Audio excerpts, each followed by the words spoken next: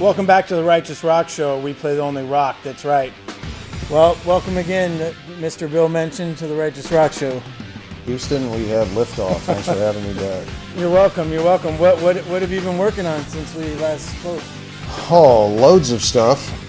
Well, way back a long time ago, I think it was back in 2011, was working on a Redeemer album, just revisiting some old material at the request of our management, Janice Sweet, and we had Robert Sweet and my cousin Bruce Menchen in on it.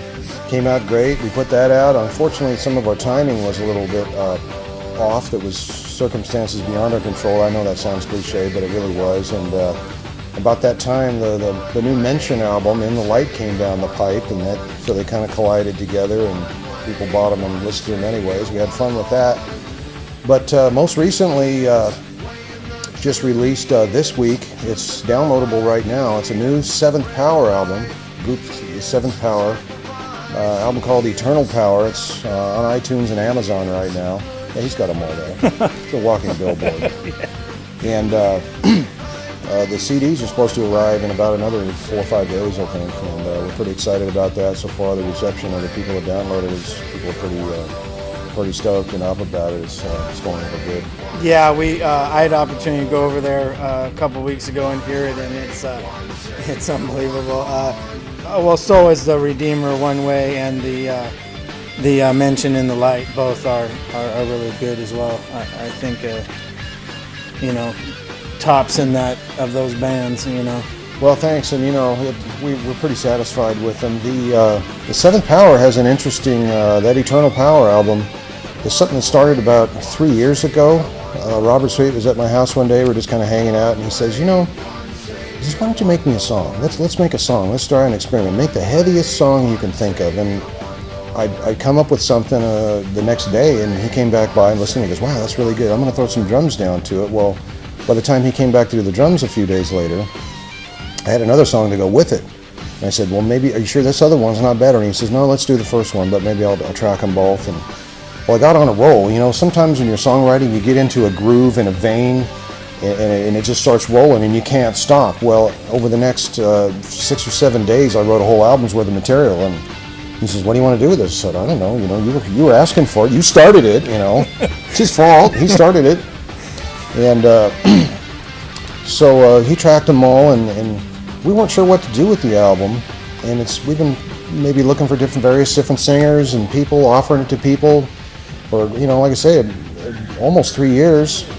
And about a month or so ago, I was just looking around going, it's a shame we can't do anything with that. I never thought that I could sing to it. I thought, it really wasn't meant for me. I think it was meant for something else. But after close to 3 years, I kind of had a change of heart over it. I thought, well, let me try one.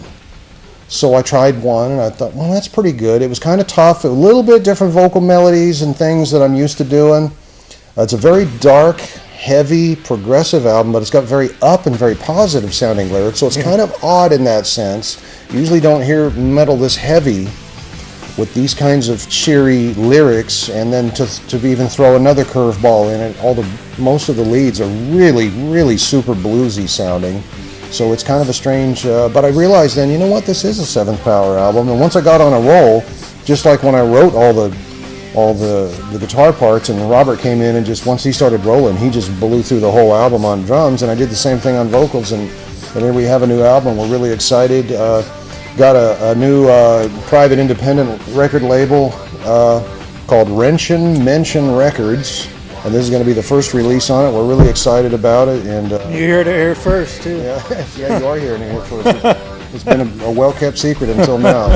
Thought we'd let the cat out of the bag here on the Righteous Rock Show. Awesome. Well, we can't wait to get that album. Like I said, it's like a worship metal album, and I don't know how that really goes together, but it does. Most of the lyrics are based on scripture, or what I call sliced and diced sections. I don't like to just throw it in there real cheesy. I try to make it artistic, but I have to keep the integrity of what's written there. And the lyric sheets in the album even have little scripture references after them. So trying to get people into the Word. When I sat down and write the lyrics on this album, I thought, what's the most profound thing I can say to anybody? I mean, what if this is the last album I make before I die? What is my statement here? I thought, I don't know how well I relate to people. I kind of lived an unusual life that probably most people can't relate to, and I thought, if I can get people into the Word, that'll be the most profound thing that I could do. And I think I did a fairly artistic way of kind of rearranging some popular sections of Scripture, and probably a few that people don't know about. And I put the references in the lyrics there, so people don't have to guess where they're coming from, and they can go look them up. And that's what I'm hoping. If people maybe haven't opened up their book for a long time, they'll open it up and look at my lyrics. And for sure, I hope they really get, even if they don't like my lyrics, maybe at least they'll get looking at something that's worthwhile. Yeah, get them into the Word for sure.